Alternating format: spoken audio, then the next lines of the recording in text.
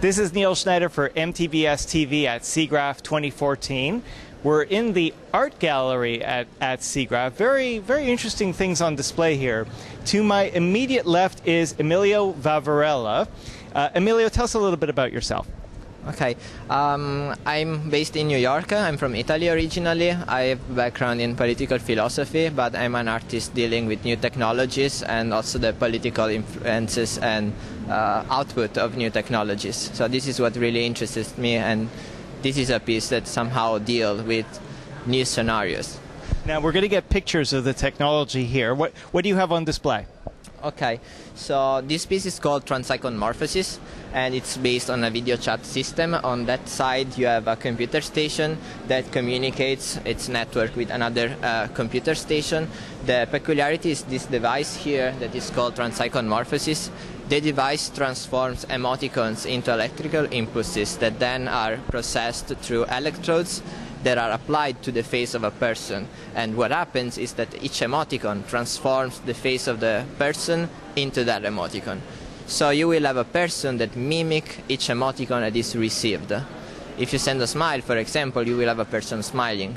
And so if I were to be wearing this device, I take it I see a metal cap there if I'm seeing correctly. You will have electrodes applied to your face, and the device is inside the dome. But yes, you will have these electrodes, and at that point, whoever sends you an emoticon will shock your face through electrical impulses and will force your face to mimic the emoticons that are received. Okay, it's safe? Yes, it is safe. It's very weird. It can be painful sometimes, but that's very personal, and some people enjoy it actually. We have had a lot of people today really having fun with it. The key is to have someone who's not overly emotional, or the other person's really going to... I'm just teasing, of course. Yeah, no, you're right. It's very psychological. I think it's also the concept of pain is not that much physical as it is psychological, in fact. But this is an artistic piece, and you're raising a point about how we're losing our ability to transmit emotions. What do you mean by that? Okay, yes, in fact, when I started this project, I was considering the fact that we are losing the ability to show emotions through our face because we don't communicate face-to-face as we were, 50 years ago, for example. Today we have a lot of technology that mediates our communications. So what happens maybe in 100 years or 50 years, if we lose the ability to show emotions, we will need some kind of technology that can reproduce it. Now, do you think we're losing our ability to show emotions, or is it more a case where we're just ignoring our ability to show emotions? Well, we know that technology actually changed us, and I think that if you look at things with a broader perspective, it's very possible that technology is changing our ability to show emotions. Now, I'm thinking, what are the ramifications of this? Now, for myself, I like to use chat services like Skype and different kinds of messengers, if you will. Now, are we facing a problem where people are dishonestly representing their emotional states? Do you know what I mean by that? Yes. Well, I think that has always happened. People have always faked their emotions somehow. And emoticons they're not new. They were invented with a telegraph. So it's actually, they were applied to a very old technology. But what is happening now is that we can fake more.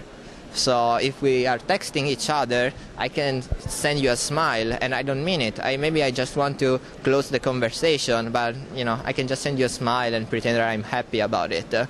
So this is the... Yeah, we're rapidly moving into this direction where we're seeing head-mounted displays, virtual reality, telepresence. There's a lot of talk now of this metaverse, where this fantasy virtual reality world could suddenly become a reality, where we'll see real-life Matrix-like worlds. Does your work have ramifications there too?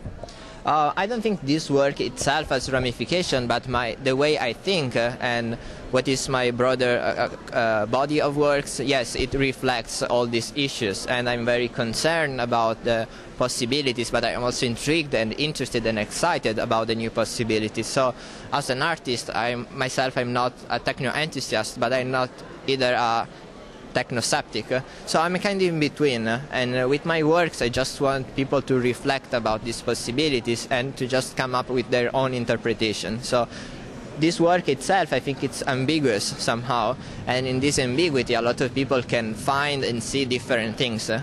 And this is also, I think, what art should do. It should just make you think. Well, this is an art piece. I mean, Yes. when I was looking at it, you see, I made the mistake. When I came here, I saw this as emerging technologies. I thought this was part of the emerging technologies exhibit, when in fact it's an artistic exhibit.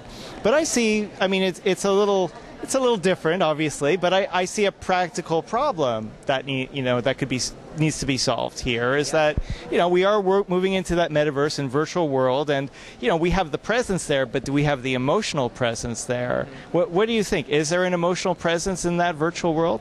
Yes, I think there is totally an emotional presence. The fact that the virtual reality is so appealing is that it's extremely invested with our emotions. And this is why we can't really distinguish and see a big difference between reality and virtual reality sometimes, because we are invested with our feelings in the same way. So yeah, and I would like to add something else. You were talking about emerging technologies, while I'm myself an artist, but at the same time these two spheres intersect and overlaps, and this is why we are just 20 meters from each other, because we are dealing with similar technologies, but maybe we are doing it with different perspectives. In my case, I don't want just to illustrate technology, but I was also to talk about the consequences and, Well, I think what comes to mind here is it's not so much just about the transition of emotional states, it's the responsibility to do just that. I hope that makes sense.